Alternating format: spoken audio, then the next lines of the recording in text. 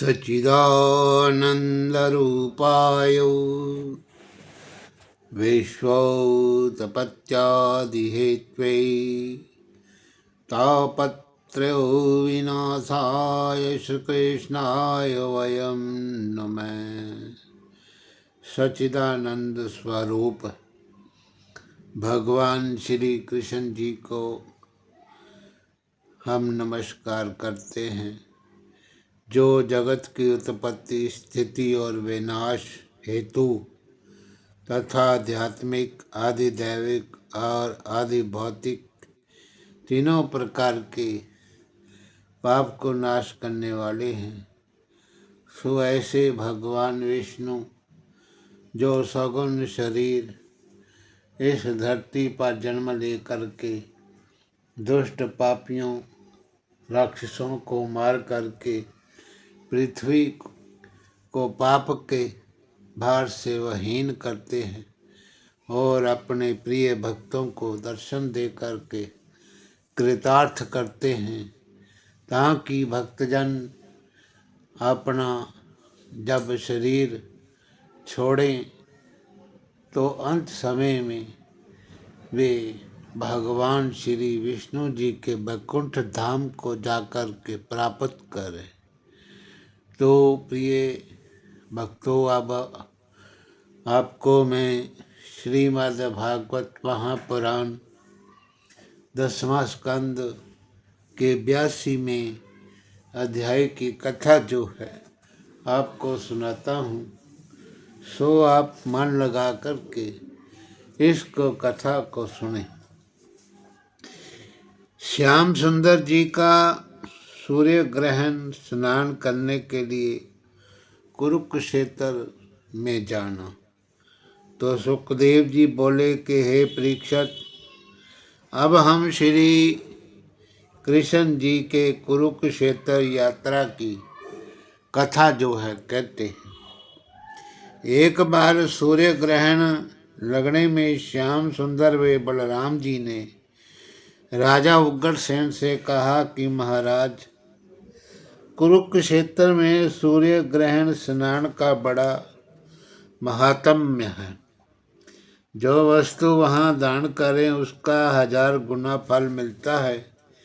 ये सुनकर यदुवंशियों ने पूछा कि हे महाप्रभु, ऐसा महात्म्य वहाँ किस तरह हुआ? केशव मूर्ति ने कहा कि वे स्थान बहुत पुराना और पवित्र है। पहले उसका नाम शिवमंतक क्षेत्र था।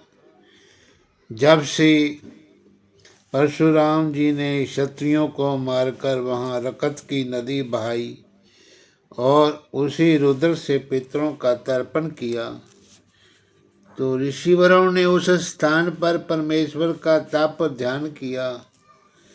तब से वहाँ का नाम कुरुक्षेत्र प्रकट होकर सूर्य ग्रहण नहाने का बड़ा महात्म्य हुआ।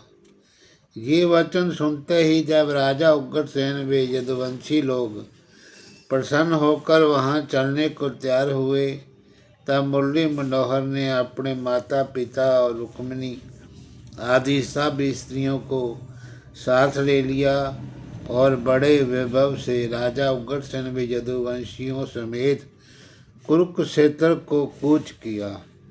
अनिरुद्ध अपने पोता व कृतवर्मा यादव को द्वारकापुरी में छोड़कर वे सभी कुरुक्षेत्र में प्रस्थान कर गए। जब यदुवंशी लोग अनगिनती हाथी व घोड़े और रथों पर बैठ के चले, तो रानियों के चढ़ौल वे नालकी आदि नगर से बाहर निकली। उस समय ऐसी शोभा मनहरण प्यारे की मालूम होती थी कि जैसे ताराओं में चंद्रमा शोभा देते हैं। जब श्याम सुंदर यदुवंशियों समेत कुरुक्षेत्र के पास पहुँचे और वहाँ से तीर्थ दिखाई देने लगा, तब सब छोटे बड़े सवारियों पर उतरकर पैदल चले। वेद और शास्त्र में ऐसा लिखा है कि तीर्थ जाते समय संपूर्ण रास्ता पैदल ना चल सके तो जहाँ से तीर्थ स्थान दिखलाई दे वहाँ से अवश्य पैदल चलना चाहिए। द्वारकानाथ ने सबको साथ लिए हुए पहले ब्रह्म कुंड पर, जिसमें से वेद निकला था, जाकर स्नान किया।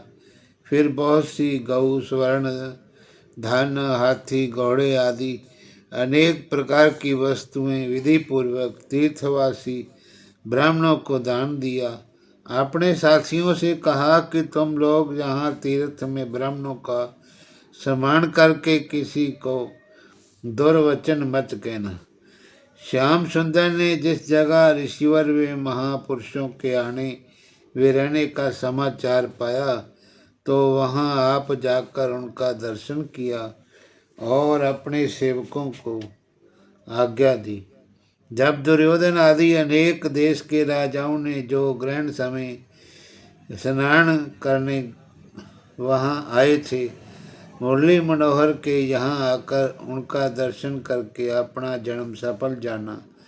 तब धृतराष्ट्र आदि बड़े बड़े नृपति व भीष्म पितामह ने राजा उग्रसेन की बड़ी स्तुति करके उनसे विनय किया, महाराज हमारा बहुत बड़ा भाग्य है जिस पार ब्रह्म परमेश्वर का दर्शन ब्रह्मा व महादेव आदि देवताओं को जल्दी ध्यान में नहीं मिलता, वही त्रिभुवनपति दिन रात तुम्हारी आज्ञा में रहकर बिना पूछे कोई काम नहीं करते, सबके ईश्वर होकर तुम्हें दंडवत करते हैं, ऐसी पदवी किसी देवता को नहीं मिल सकती। ये वचन सुनकर राजा उग्रसेन ने सम्मान पूर्वक उनको विदा किया और राजा भीष्मक वे नगनजित आदि वसुदेव नंदन के स्वसर वे सालों का हाल जो वहाँ ग्रहण स्नान करने आए थे सुनकर मुरली मनोहर की स्त्रियाँ उनसे भेंट करने गई। वे लोग उन्हें देखकर अति प्रसन्न हुए। उन्होंने बहुत सी सौगात अपने अपने देश की मुरली मनोहर को भेंट दे करके उनका दर्शन प्रेम पूर्वक किया।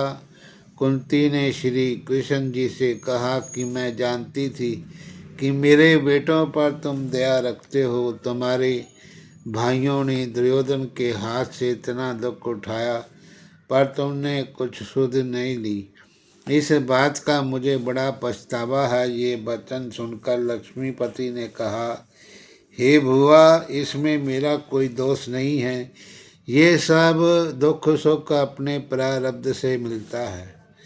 जिस तरह आंधी चलने से कोई तिनका बिना उड़े नहीं रह सकता, उसी तरह सब जीव परमेश्वर के अधीन रह के अपने अपने कर्मों का फल जो है भोगते हैं, उसमें तिल भर घट और बढ़ नहीं सकता।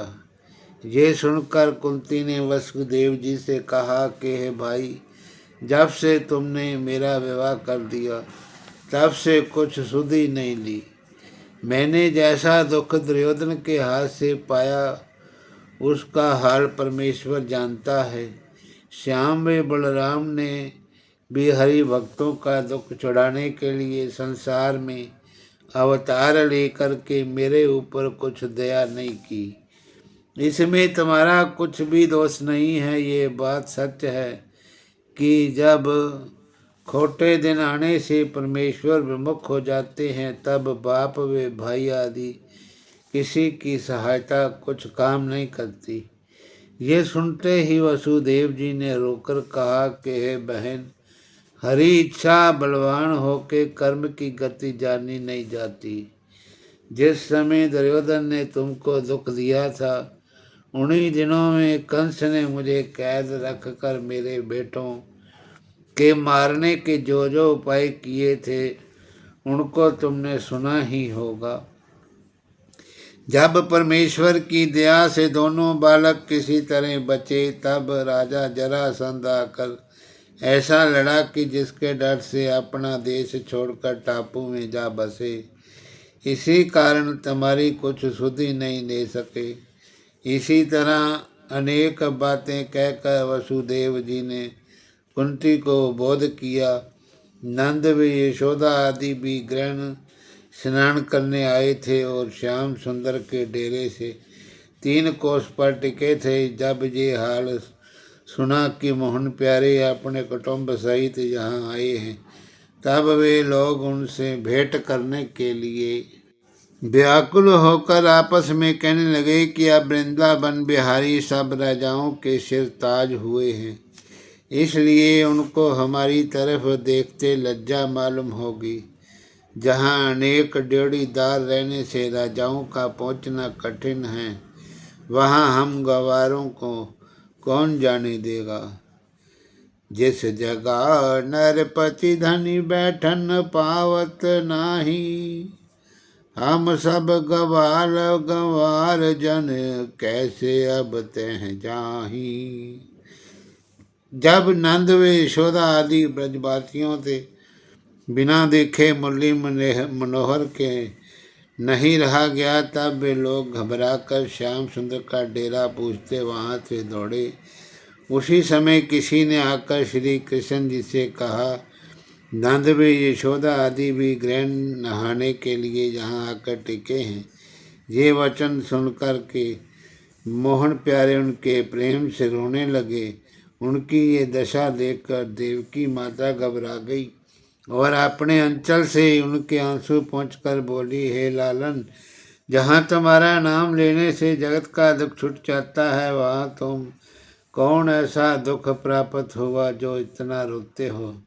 ये सुनकर त्रिभुवनपति ने कहा कि हे माता, जब से मैंने यशोदा नंद के आने का समाचार सुना है, तब से मेरा मन उनके चरण देखने के लिए व्याकुल हो रहा है। मुझे कुछ अच्छा नहीं लगता।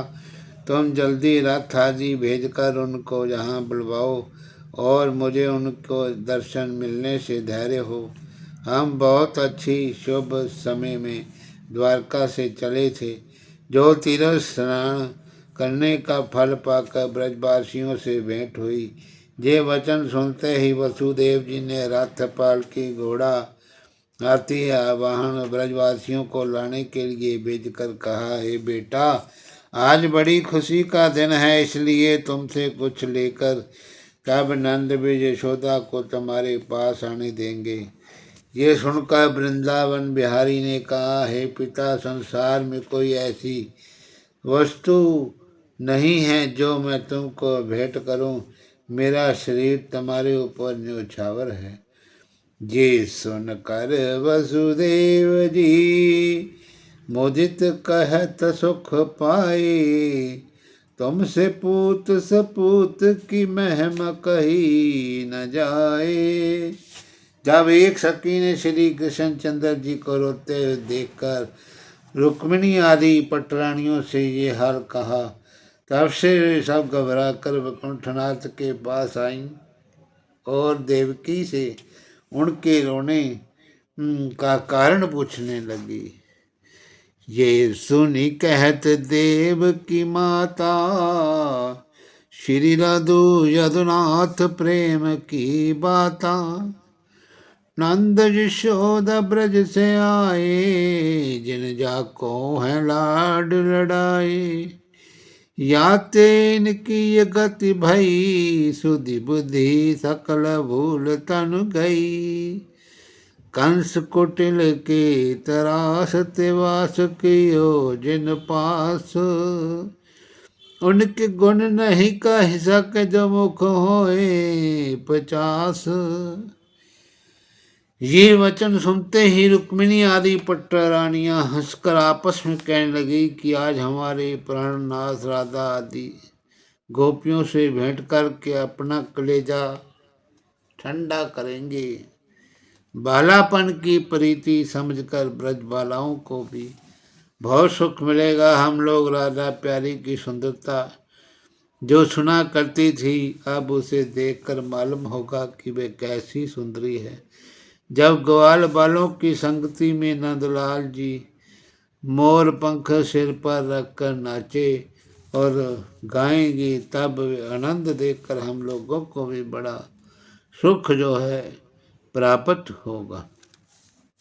धन्य यशोदानंद धनी, धन्य नंद के नंद, धनी हम सब जो देखी हैं, ब्रज जन आनंद कंद।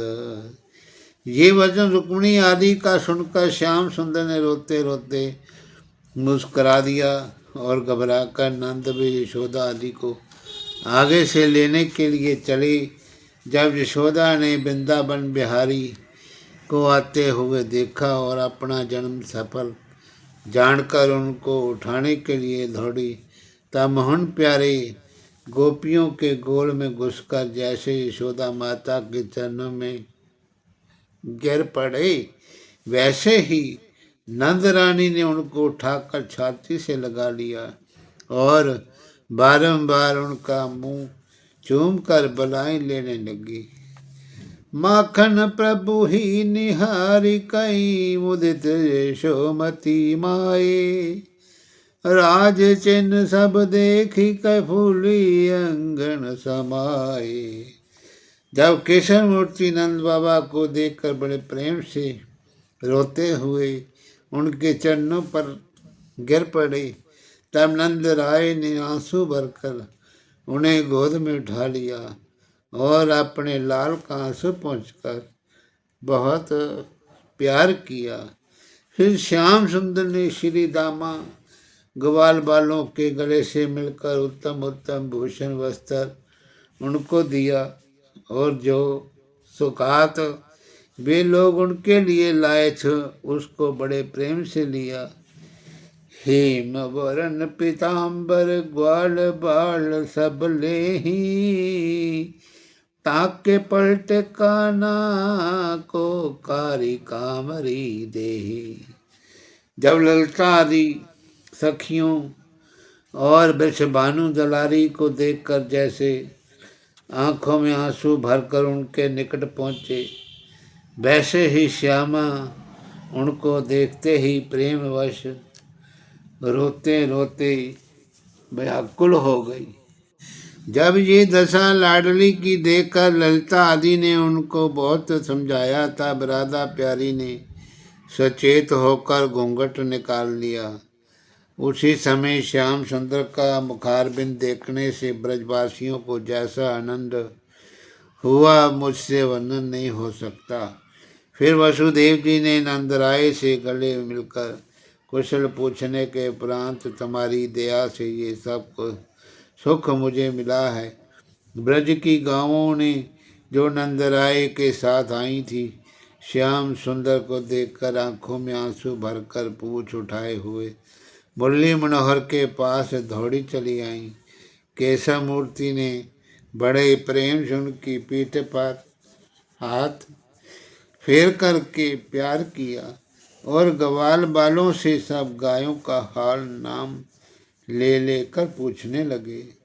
गायन की बातें कहत मखन प्रभु यदुराए, त्यों ते हर्षित होत सब आनंद और न समाये। जब श्याम व बलराम बड़े प्रेम से नंद व यशोदा आदि ब्रजवासियों को साथ लेके अपने डेरे में आए, तब देवकी व रोनी ने यशोदा के गले मिलकर कुशल पूछने के उपरांत कहा कि हे नंद रानी जी, हम लोग जन्म भर तुम्हारी सेवा करें तो भी तुमसे उरण नहीं हो सकती, क्योंकि हमारे लड़कों का प्राण तुम्हारी कृपा से बचा है, नहीं तो कंस पापी के हाथ से इनका बचना कठिन था। ये सुनकर यशोदा बोली, मैं तो अपने को मोहन प्यारे की धाई समझती हूँ।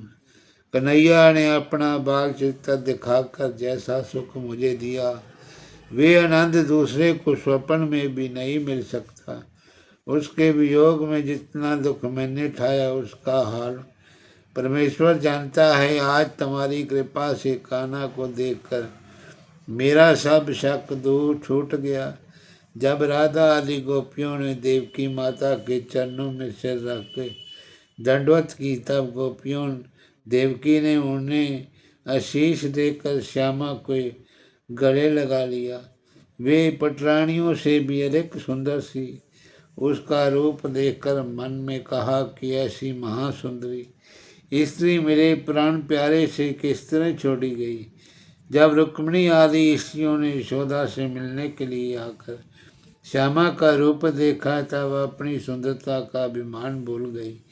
उस समय रुक्मिणी ने वसुदेव नंदन से हाथ जोड़कर विनय किया कि हे ब्रजनाथ, तुम्हारी आज्ञा पाऊँ तो राधा कुमारी को अपने यहाँ लेकर शिष्टाचार करूं। माखन प्रभु की आज्ञा दैल जाई, निज धाम राधा कुंवरी जय वाई कहीं पूर्ण की जय काम। ये वचन सुनते ही रुक्मिणी ने श्यामा के पास आकर उसका हाथ पकड़ लिया और बड़े प्रेम से अपने यहाँ ले जाकर 36 प्रकार के व्यंजन खिलाया। अपने यहाँ से उत्तम उत्तम भूषण वस्त्र आदि उसे पहनाए और 16 श्रृंगार करके बिठा दिया। सत्यभामा आदि स्त्रियां श्यामा का रूप देखकर मोहित हो गई। सबों ने लज्जा से आंखें नीचे कर ली। उसी समय वृंदावन बिहारी ने जाकर के वृषभानु दुलारी की शोभा देखी तो रुक्मिणी आदि से कहा, जो चाहे मोहि वश्य करण तिहु लोक में कोय, श्री वृषभानु कुमारी को हित सो सेवे सोए। ये बात मुरली मनोहर की सुनते ही राधा प्रसन्न होकर मुस्कुराने लगी। रुक्मिणी आदि ने समझा कि वैकुंठनाथ वृषभानु दुलारी का हमसे ज़्यादा प्यार करते हैं। जिस समय द्वारकानाथ नंद व यशोदा आदि ब्रजवासियों को एक और बिठाकर बड़े प्रेम से सुनहली थालियों में 36 प्रकार के व्यंजन उनके सामने परोस दिए और दूसरी ओर आप यदुवंशियों समेत बैठकर भोजन करने लगे। उस समय सब छोटे बड़े वे आनंद देखकर प्रसन्न हो गए।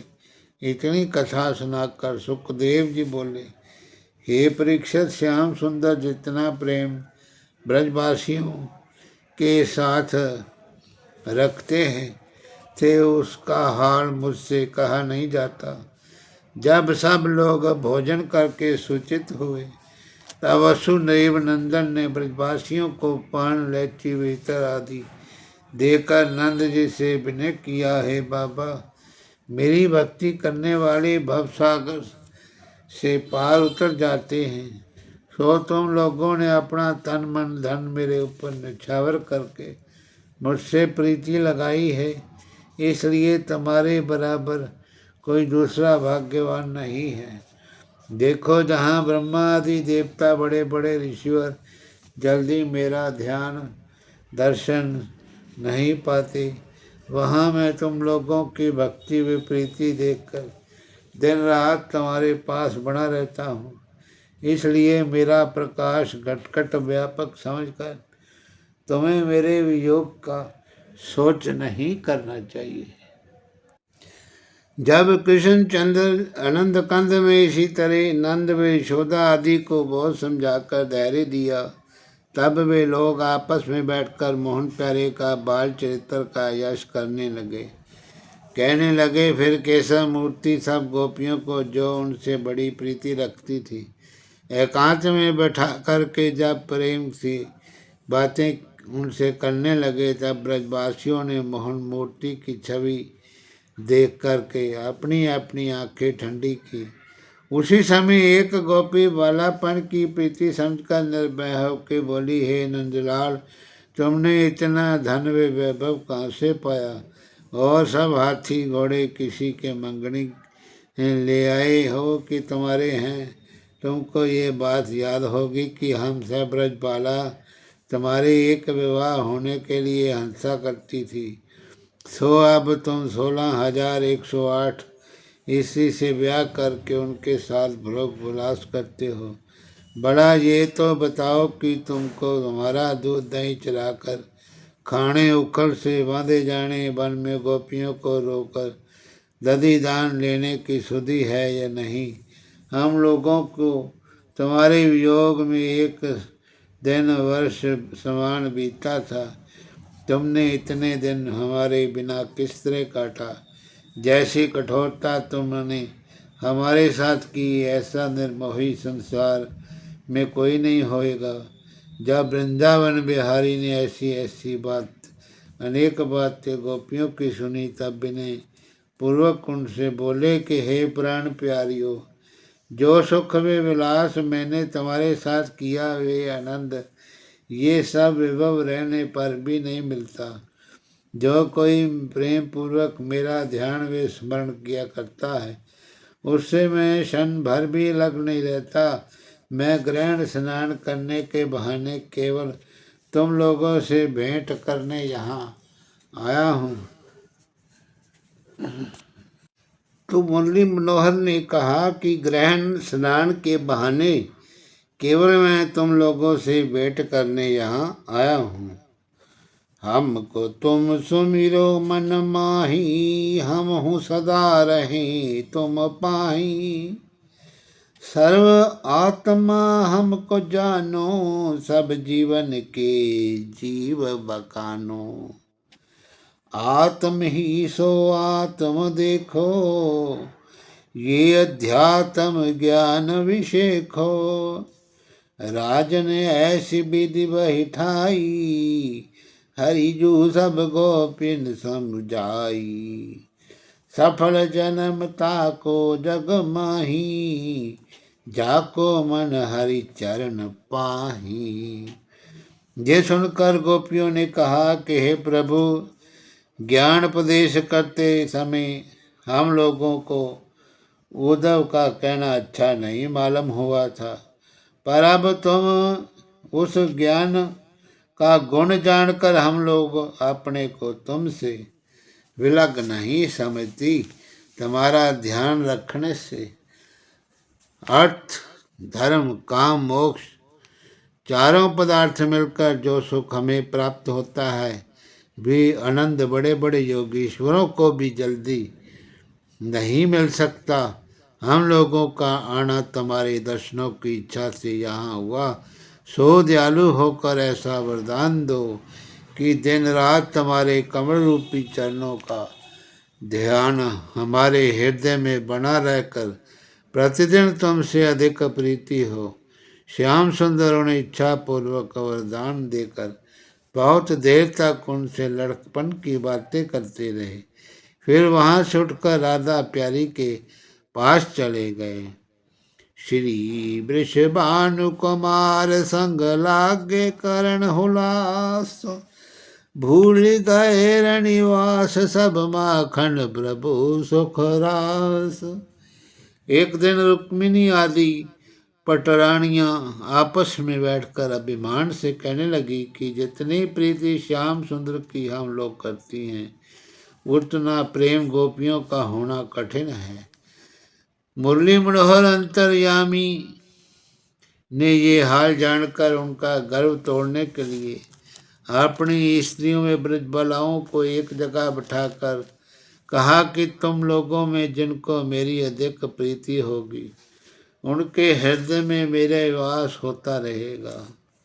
ये वचन सुनते ही सब ब्रजबालाओं वे स्त्रियों ने अपना अपना अंचल उठाकर देखा तो रुक्मणी आदि को अपने तन में कुछ चिन्ह नहीं दिखलाई दिया, और गोपियों के हृदय में श्याम रंग छोटा सा नटवर बेश त्रिभुवनपति का देख पड़ा।